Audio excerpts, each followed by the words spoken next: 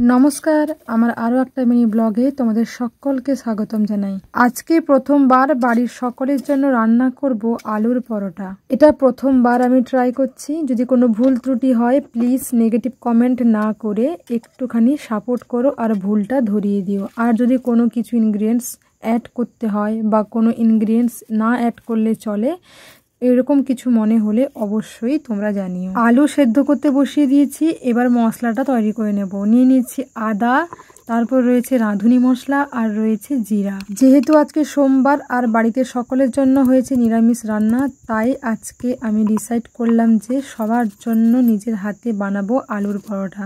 অবশ্যই আমার রান্নার প্রধান শিক্ষক মানে হচ্ছে ইউটিউব, মানে এই সব রান্নার জন্য যে শিক্ষককে আমার প্রয়োজন হয় সেটা হচ্ছে ইউটিউব। ওখান থেকে কিছুটা আমি হেল্প নিয়েছি, তারপর চেষ্টা করেছি। তবে টেস্ট করার পর খুব একটা খারাপ লাগেনি। ফার্স্ট ট্রাইতে কিন্তু আলুর পরোটাটা বেশ টেস্টি হয়েছিল। প্রথমে সেদ্ধ করে রাখা আলুটাকে নামিয়ে নিয়েছি, তারপর দিয়ে দিয়েছি কড়াইতে তেল আর বেটে রাখা মশলা, টমেটো, জিরে গুঁড়ো, ধনে গুঁড়ো, লঙ্কা গুঁড়ো আর দিয়েছি 2 চামচ চিনি, কেননা আমাদের বাড়ির সকলে একটুখানি মিষ্টি মিষ্টি জিনিস খেতে পছন্দ করেন। আলুর সেই পুরটাকে নামিয়ে নিয়ে একটু ঠান্ডা করে নিয়ে একেবারে আটার সাথে মাখিয়ে নেব। আটায় দিয়ে দেবো একটুখানি তেল, দিয়ে দেবো জল পরিমাণ মতন, দিয়ে দেবো লবণ।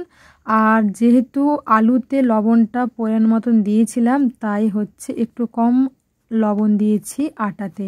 এমনি চলার পথে নেগেটিভ পজিটিভ কথা শুনতে হয় সকলের কাছ থেকে, প্রত্যেকটা মানুষকেই। তেমনি সোশ্যাল মিডিয়াতেও ভালো কিছু পোস্ট করলেও নেগেটিভ কমেন্ট ফেস করতে হয়। তবে খারাপ লাগলেও ভালো কমেন্টগুলো কিন্তু একেবারে মনটা ভরিয়ে দেয়। তো চলো, এখানে দেখো আটাটাকে ভালো করে ঠেসে নিয়েছি, একেবারে নরম করে নিয়েছি। এবার ঢাকিয়ে দেব কিছুক্ষণের জন্য। তারপর হচ্ছে হিসেব করে লেচি কাটবো, কারণ জনসংখ্যা অনুযায়ী কিন্তু লেচিটা কাটতে হবে। আর পরিমাণ মতো আটাটাও নিয়েছিলাম, তাই কোনো অসুবিধা হয়নি। লেচি কাটা কমপ্লিট। এবার হচ্ছে ওটাকে বেলে নিতে হবে। আজকে কিন্তু আমি সবটা একা হাতেই করেছি, প্রত্যেকটা কাজ কিন্তু একা হাতে করেছি। তবে যেদিক দিয়ে আমি ব্যর্থ সেটা হচ্ছে গোল রুটি বানানো বা পরোটা বানানো। এমন সাইজ সব এক একটা হয়েছে, একটা হয়েছে ভারতের ম্যাপ, একটা হয়ে গেছে রাস্তা, মানে সে সাইজ বলার মতো নয়, একটা হয়ে গেছে হার্ট।